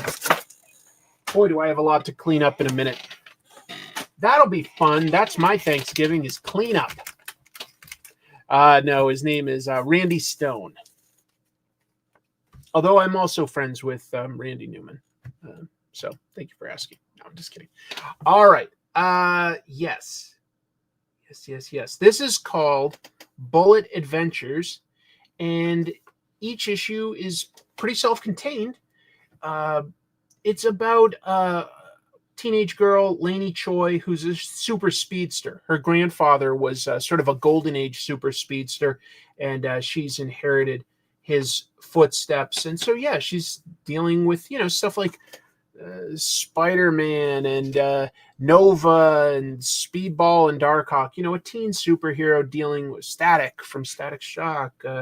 There she is, dealing with both superheroing and balancing it with all sorts of melodrama in her life. I love this stuff. Rock solid art, interesting villains, legit funny dialogue. Oh man, great supporting cast, unique villains. Look at this. She's fighting some sort of massive dragon. Battling with a dragon. Oh, I love it. Folks, this is from, Altruist. Oh, cool. A backup story. Let me just double check on what this is before I go too far. The bulletin board. Love it. I love it. Oh, it's okay. It's just a backup story about these some of the characters in this. And this is coming soon. Frostbitten was a book that Randy had done back in the day through Scout Comics, and he finally got the rights back. That was a whole thing. And he's publishing it himself. This is a great horror comic, so it's not the same as if you're into this Bullet Adventures book. He writes different types of comics, but this one's great. If you like superhero books, this one's fantastic. Altruistcomics.com. You can have your store actually order this, even though it's been available through Kickstarters. There are trade paperbacks and individual issues, and the store can order it through Lunar distribution. Randy's fantastic about making sure that his talent all gets paid. He probably honestly operates at a net little bit of a loss, but he puts out fantastic comics. Very quick to get these delivered when he does Kickstarter campaigns. I'm just slow to open my mail, but fantastic book, Bullet Adventures. This is issue 7. And like I say, there's a trade paperback of the first 4 issues. So good, folks. Bullet Adventures, strong recommend, but also just check out altruistcomics.com. They have other things that he's done as well as a publisher. I've known Randy for like over 20 years. Such a nice guy, really talented, just awesome. Yeah, I love Randy. Like he's a great friend, and he does some great comics that deserve way more attention. I'm always happy to shout it out. Always happy to shout it out. All right, there's one last one that came in to the P.O. box. This one is from also New York, but a town I don't know called Tivoli or Tivoli. I have to look at a map because I don't know that town. But I'm excited to see what we've got here. What a great variety of comics. Crime, superhero, humor, sci-fi, horror, educational. Just need to see some that are autobiographical. Someday I might do an autobiographical comic. I might. I need to find an artist. I'm not fast enough to draw it myself, and I know that for a fact. But I would like to tell the story of my superhero year, that year that I patrolled with Phoenix Jones and other superheroes and got into weird adventures. All right, so is there a letter in this? I think there was. No letter. So let's just go in blind. Mortal Coil. I would say variety is a good spice of life, but also spice is a good spice of life. You love the cover? It's really solid. I should have paused to appreciate the striking design and color. This one's especially good. That's really good. They're both good, but this one's especially good.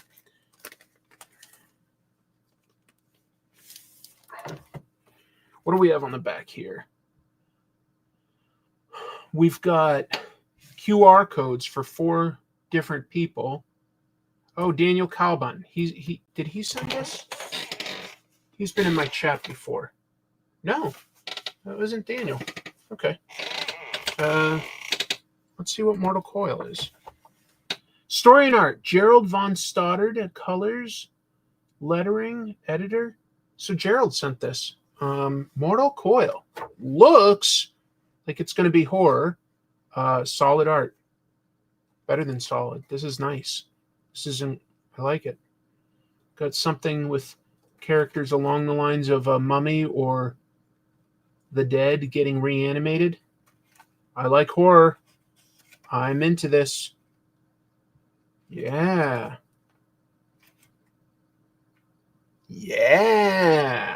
This is fun. Ooh. Good series of pages. All right. I'm curious about the mystery behind it. Who's it published by? Let's see. Indie Comics Creators Support. Is this the name of a group at all? Looks like it's just sort of ads for other people. Support indie comic creators. Mortal Coil. Let me just see if he's got like any sort of a website or anything that I can plug.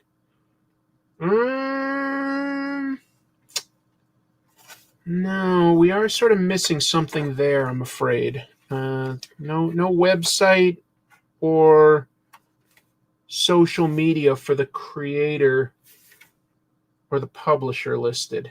What I guess I'd say is, if this looks good, look up Immortal Coil or the writer-artist Gerald von Stoddard.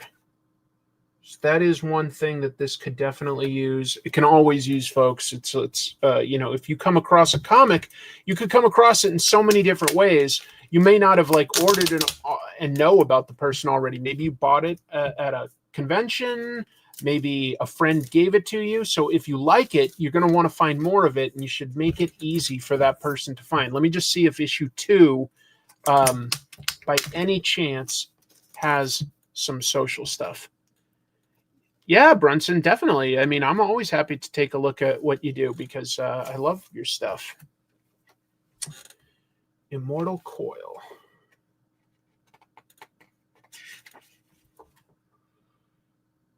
No. Oh, hold on. On the back of this, it says GVS Comics, as in Gerald von Stoddard. So GVS Comics.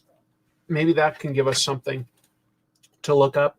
Immortal Coil 3 coming fall 2025, and it does have a QR code. Sign up to stay notified. Okay, so that's better. Issue 2 does have some links and references to where we can learn more. GVS Comics. Good. Immortal Coil. Looks cool. Sincerely looks cool. Love horror. Love the design here. Really striking covers. Very, very good. I admire it.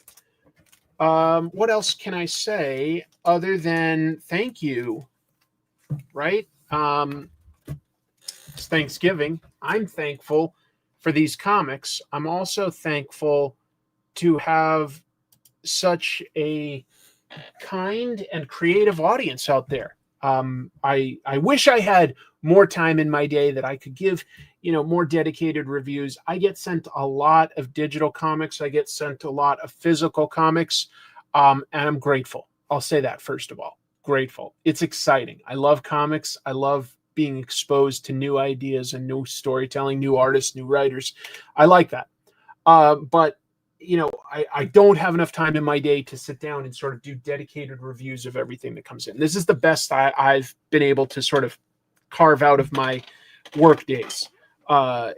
So, if there's value in that, that is up to you. I will never go out and say send me a comic, I want to review it or anything. I'm not going to do that. But if you want to, I've put in the description of the video below the PO box. You're welcome to send stuff. Just know that it can sometimes take me a couple months at a time before I can get around to reviewing it all and going through it. I'm pretty bad about that. But I'm really impressed and I'm really grateful. I'm very excited about a lot of these comics. I hope that you found something that excites and interests you. And I will now put in some chapter breaks, edit in some chapters so that if you're watching this on demand after the live stream, you can jump around and discover something new. Thank you to everybody that is in the live chat. It's helped make me feel engaged and like I'm talking to an audience. I love it. I hope that all of you here in America are having a good Thanksgiving, but otherwise, I just hope you're having a good time with family or friends today, taking care of each other. Oh, you know what? I timed this well. My camera that I use to show the comics is down to its last percentage bit, so I wouldn't have been able to go much longer than this anyway. That is wow. I sort of wasn't paying attention to that, but almost ran out of time on that. Yeah. So anyway, if you like this, I occasionally do episodes like this. I also will do on this channel weekly live streams on Monday nights, talking about comic book news and looking at the comics that I've picked up that week. And I do a show when we have time. Comic book writer and artist Jim Mafood and I will look at weird, trashy movies, cult cinema and stuff like that. It's called Trash Movie Bonanza. And then this is also going to be in a playlist called Indie Showcase. So when I can, I go through the stuff from the PO box.